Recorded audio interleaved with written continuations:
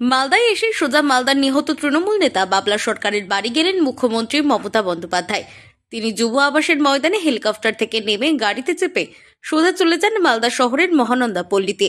নিহত তৃণমূল নেতা বাবলা সরকারের বাড়িতে সেখানে নিহত নেতার স্ত্রী কাউন্সিলর চৈতালি ঘোষ সরকারের সঙ্গে দেখা করেন, কথা বলেন। তার সঙ্গে গোটা বিষয়ে তার কাছে মুখ্যমন্ত্রীর প্রয়োজনীয় খোঁজ খবর নেন।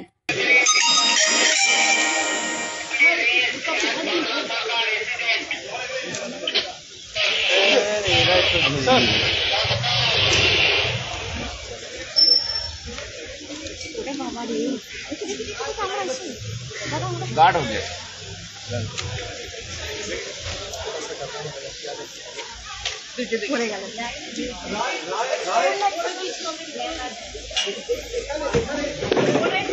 আমরা তো দেখতে পাচ্ছি না।